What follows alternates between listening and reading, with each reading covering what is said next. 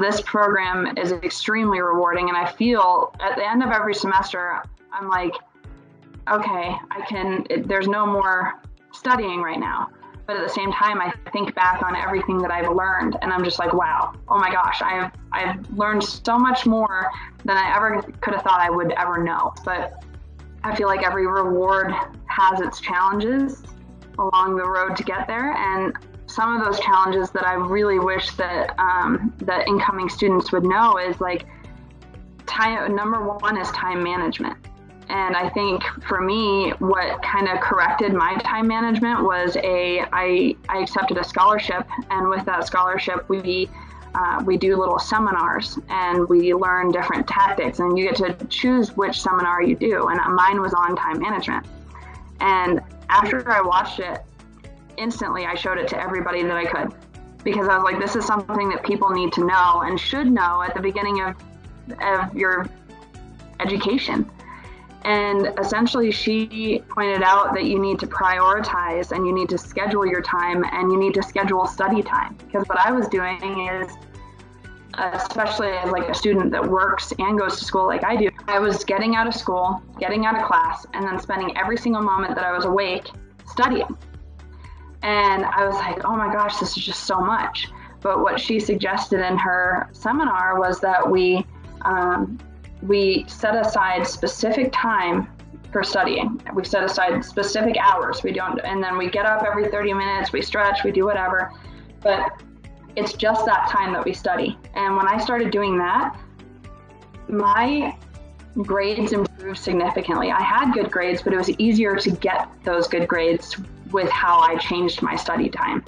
So I highly recommend that you go onto YouTube or Google or whatever source you would like to use, or sign up for a seminar and learn different scheduling tactics and different things that you can do to make your time more efficient.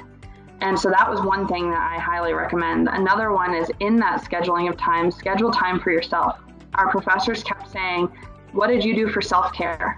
And every single one of the professors is asking that. And I was like, why do they keep asking us what we're doing for self-care? We're so busy.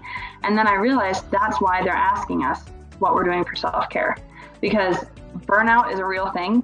And fortunately, I haven't experienced it, but I get tired at the end of semesters when I don't continuously do self-care. So my biggest recommendation is take that time to go for a hike.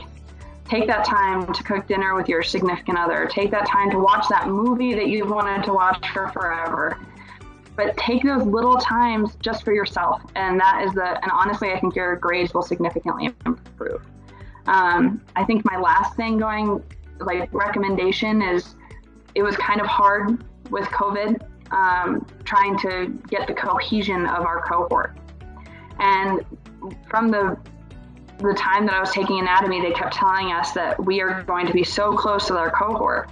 And last semester, it was so hard to get to know each other. And then this semester, we realized, okay, we can use Zoom. We can use Microsoft Outlook. We can use or Microsoft Teams. We can use all of these different platforms to get to know each other. So we started doing breakout rooms. We started studying together, and we really bonded. And that helped me this semester with my grades too, and organizing, because if I had a question, inevitably somebody else had the same question, and then somebody else had an answer.